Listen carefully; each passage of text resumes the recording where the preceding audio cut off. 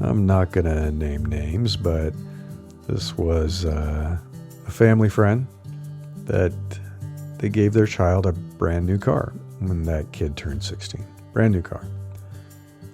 And guess what? Within a year, I think less than a year, the kid totaled the car. So what'd the parents do? Well, you guessed it. They bought the child an even more expensive new car. I'm going to talk about why you shouldn't do this in this episode.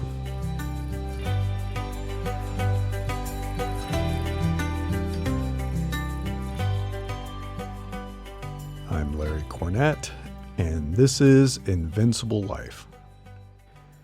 Yeah, it's kind of ridiculous, especially in this situation. And obviously I won't go into the details, but it's just not what you do. Does a kid really need a new car when they turn 16? No. They need a reliable car. They need a safe car. Our kids always had used vehicles because, yeah, they're a new driver. It's going to get dinged up. They may even crash it. Things happen, right? So do they need a new one? And especially if they're being reckless. In this case, they were being reckless. You're going to give them another new vehicle? An even more expensive one? I mean, I'm sorry, it's just stupid. I know people think they're doing the right thing when they do this, trying to help their kids, but it's actually one of the worst things you can do. And I understand it. I understand the desire to give your children a better life than you had. Especially if you grew up poor, if you suffered in your childhood or you endured some kind of trauma. Of course, you're going to be like, I don't want my kid to go through this. I understand. I was there. I grew up poor. I had trauma that I endured. I didn't want my kids to put up with that.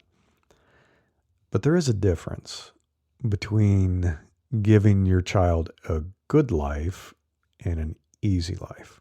Those are not the same.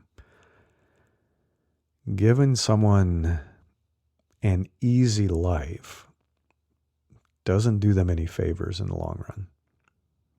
Infantilization doesn't help someone learn. It doesn't help them grow. And it's certainly not going to prepare them for the realities of life. Life is not easy. Even the kids who grow up in multimillionaire families and royalty don't necessarily have an easy life. A lot of them struggle and bad things happen because they're not prepared. We've seen it. A lot of drug addiction, a lot of failure, a lot of depression, a lot of bad things. We don't need an easy life in order to be ready to have a good life. I think we need to learn how to work hard. There's nothing wrong with hard work. We need to learn the value of things, the value of hard work, the value of something that you worked really hard to purchase. You take care of it. If that kid had to work for years to buy a car, I bet you they would have taken care of it. I know I sure did. When I had cars that I had to work really hard to get, I was like very careful with it. I babied it, made sure I was taking care of it and changing the oil, driving it carefully. It's like, this is a car that took me a long time to earn. I'm going to take care of it. And we need struggle. We need to have struggles. You cannot grow into a strong human being if you've never understood struggle or had friction in your life. Human beings need to understand consequences. The consequences of their actions, and they need to face the consequences. If someone is always bailed out, someone is always helped out, they never learn. They never learn to do anything differently because they can screw up as much as possible and mommy and daddy bail them out. Someone pays the bill and they never learn, they never change their behavior. So we need to learn about that. We need to learn about accountability for actions and behavior. We need to learn about respect for yourself, respect for others, having compassion. This has been proven. People that are disconnected from reality because they are so crazy wealthy or in a completely different echelon like the royalty, they struggle with empathy and compassion because they've never understood the human condition. They've never had to work for anything, struggle, live without anything. They don't have ordinary lives, and therefore they can't have compassion for ordinary people.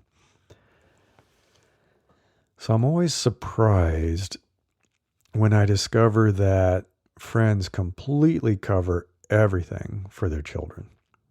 They cover everything 100%. They never tell them no. They give them whatever they want. And they never expect that they have to contribute anyway. They have no chores. They don't have to contribute financially, obviously. They don't have to do anything. They just have to exist and go to school. And I've heard some people say that, like, oh, their job is to go to school and focus on their education. And yes, that's important. But if that doesn't come with other lessons, school isn't the only place you learn about life. Yeah, those kids are going to struggle, and they do. I have friends whose children have never had jobs. They never had jobs. They never paid for anything, even stuff that they wanted. They just asked for it. They never helped out around the house. They didn't have any chores. And there are some that even after these children became adults, young adults, they still live in the home, right? And I understand it is really expensive right now. Jobs are not paying well. Rent is skyrocketing. The cost of living has gone up. It's hard. Sometimes it makes sense to live in the home, to stay at home. But they live in the home rent-free. They don't pay for anything. They never pay for groceries or help contribute. They don't help cook meals. They don't clean up. Their cars are provided by their parents. Their gas is provided by their parents. And then they go on vacations around the world, again, covered by their parents. They don't pay for them. I mean, I guess we'll see later, but I've already seen this with other families and children. I suspect these kids are going to have a really rough time adjusting to real life once they graduate from college. And when they finally move out on their own and they have to get the first real job of their life, they're going to struggle. They're going to have a lot of issues because there is nothing in their first 18 to 20 years of life that prepared them for it. And we intentionally raised our children differently. So my wife and I, we've raised, 4 children. And when our kids were younger, they're still living at home, going to school. There was a time, and I've talked about this, I was making decent money. I had a pretty good tech career and I was making good money. And we could have given them everything they wanted. I could have covered everything. Anything they wanted, everything they asked for, but we did not. I mean, yeah, of course we provided the home and food, clothing, shelter, that kind of thing. And we covered most of the things that were required for their life and their education, of course. And we obviously bought them Christmas gifts and birthday gifts. And when I took the family out to eat, I paid for it, all that stuff, right? But they all had jobs. They all had part-time jobs during high school. Because I did, my wife did. We thought it was important. It's something that you learn. It's a great learning experience because if nothing else, it's going to teach you what you don't want to do the rest of your life. Working at a fast food restaurant, be like, yeah, I don't want to do this rest of my life. And guess what that does? That makes you invest a little more seriously in your education and your job search and trying to figure out what you want for your career that pays better than a minimum wage job. If nothing else, it makes you really appreciate what's going to come later after that. If our kids wanted to buy stuff, additional extra stuff and have fun adventures, they covered it with their own income, right? Like we bought a Wii for the family and a couple of games. We bought a PS3 years later, a PS4, and had a few games. But when the kids said, hey, I want to buy a new game, it's like, I'm not going to just buy you a game. You can put it on your Christmas list or you can work and pay for it yourself. And so, yeah, they did. They worked and they would buy stuff like video games, if they had toys they wanted to buy, if they wanted to go to the movie with their friends, all that kind of stuff. It's like, so they had income and they learned the value of working and the value of having money that they had to make stretch and having a budget. Because my wife and I both grew up without money. Neither one of us grew up in wealthy families. And we both had to work hard during college to pay our rent, to cover bills, to be able to afford food. I never had enough money for food. I was always hungry. I've talked about that. And that struggle, though, that made us value things a lot more. And it forced us to be adults, to grow up. Imagine that. Imagine growing up. We had to create budgets. We had to be responsible. We had to learn about delayed gratification. We couldn't just blow all our money partying and buying whatever we wanted, because then we wouldn't be able to cover rent. And we didn't go to mommy and daddy and say, hey, pay my rent. I blew all my money at a party. And I bought, something for my car. No, we were responsible, and we learned if we wanted something special, we had to put in more hours at work. We had to get some overtime. We had to save up. We had to find a way to make it happen. We couldn't just turn to our mommy and daddy and say, hey, buy me this thing I want. And we had watched what happened when friends were given whatever they wanted, and they never learned about responsibilities or accountability. I mean, hell, we still know some of these people. And guess what? We're in our 50s now. And again, I'm not going to name names, but they are still screwing up their lives. They've never learned how to hold down a job. They've never learned how to save money. They've never learned to be responsible. They've had to declare bankruptcy a few times. And they're always blowing money on stupid shit. It's like they never really grew up, and it shows. And I'm guessing now in their 50s, it's never going to happen. So having someone never teach them responsibility and accountability did them no favors.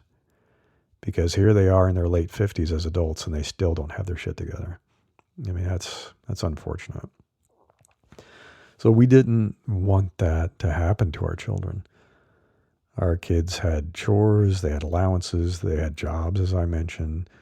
And all this, they had contributions to make to the household. We all worked together. They had things they did, and obviously we have things that we did. And sure, there were times in their life, especially when they went to college, that they needed some additional financial help. It is getting really hard to get by in this country as a young person.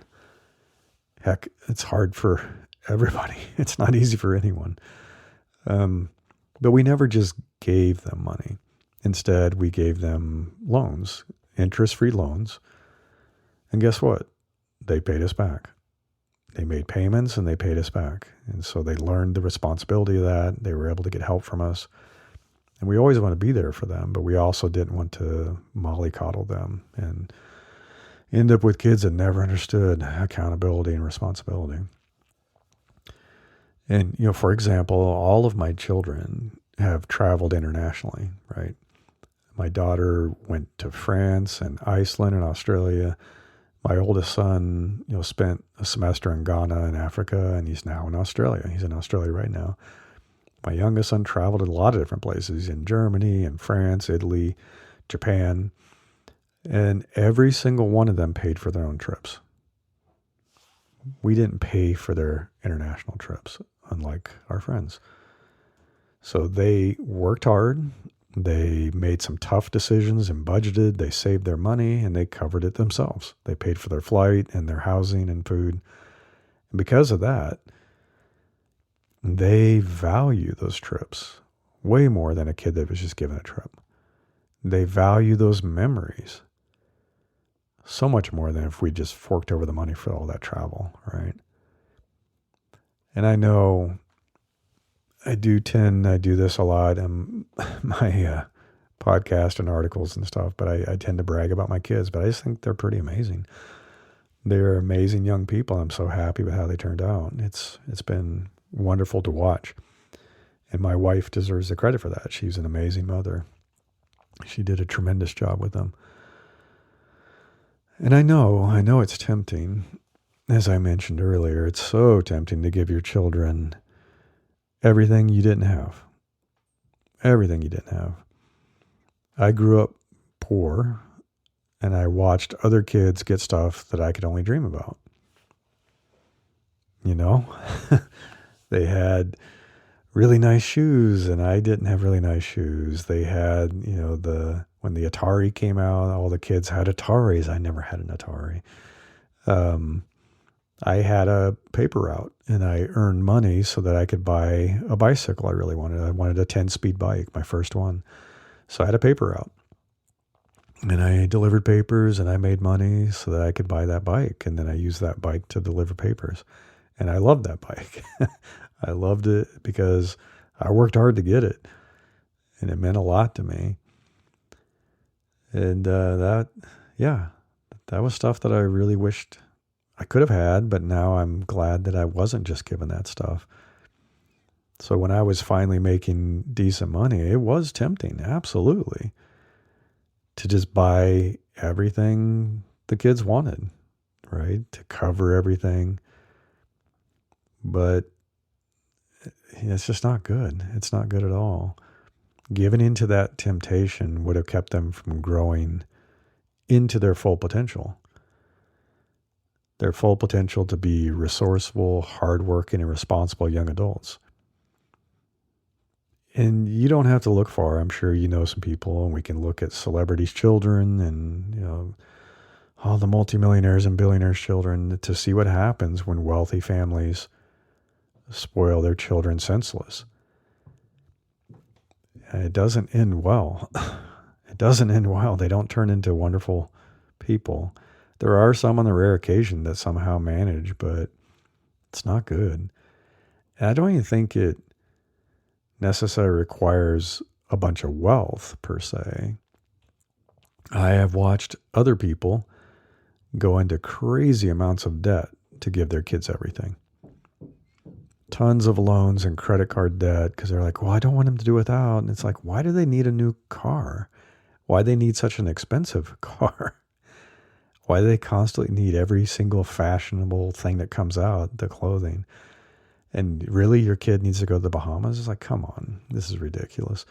Not worth going into debt. You're not doing your kids any favor by putting yourself into debt when they really should have learned how to be responsible and find ways to fund it themselves. So, yeah, I'll get off my soapbox now, but I just think it's a lesson. It's a lesson, I think, not even just for raising children, but even for yourself. It's like people often pray and hope for what they call an easy life, and I don't think that's really what you want. I don't think you really understand what that means when you say you want that, because it's never been a good thing for something or someone to have an easy life. And I had shared this research before. It was crazy. The Biosphere Project. And you might not be old enough to remember that, but it's these enclosed domes in the desert where they were trying to replicate what it might be like to have a colony on the moon or Mars or whatever it might be. And so these biospheres were supposed to be self-sustaining with oxygen and water and recirculating stuff and grow their own food and gardens and plants to scrub the carbon dioxide and provide oxygen. So they grew trees in the biosphere. These are pretty big, so you should look it up. It's kind of funny. These trees, an interesting thing happened. As the trees grew taller and taller, they started toppling and falling over. And no one had really experienced this before. They're like, what is happening? Why are these trees falling over? Are they sick? Is there something wrong? Well, what was happening is in the biosphere, there was no wind. There was no, quote, struggle. There was nothing that was challenging the young saplings to become stronger, to grow bark and to adjust their cellular structure to be able to withstand those forces. In the normal world, trees, especially when they're small, and even as they get bigger, we have massive trees here, the wind blows them back and forth and they strengthen. They deepen their roots, they strengthen their bark, their outer layers, They become able to withstand those forces. When you remove all struggle, when they have a, quote, easy life, like pure, all the sunlight they want, all the water they want, all the nutrients they want, and never any stress whatsoever, no wind, no storms, no nothing. Well, they grew up weak, and they fell over under their own weight. So that's what happens. That's what happens if you have an easy life, is you never get stronger. You have to have friction, you have to have struggle, you have to have some discomfort. And that is true for raising children, it's true for your life, it's true for your health. That's why I push myself so hard with lifting weights and running and stressing my body, because you can't become stronger, you can't grow muscle, you can't develop endurance, you won't make yourself have a stronger heart and bone structure unless you stress it. You can't just wish for a healthy, strong body. If you just sit there and give yourself all the nutrients you need and even all the steroids, if you want to go that route, you're not going to develop muscle just sitting on the couch having an easy life. You have to put your body through its paces. You have to lift heavy weights. You have to run. You have to bike. You have to row. You have to hike. Play sports. You got to do all this stuff to make your body react to that stress. Your body reacts to the stress that you're putting it under and saying, I guess I better grow muscle because I keep dealing with these heavy weights. I guess I better make these bones stronger and denser because they keep jumping on things. And they have all of this impact that they're getting from running and from hiking and whatever it might be, right? And that is exactly what we all need, just the right amount. Obviously, you don't want so much trauma that it destroys you.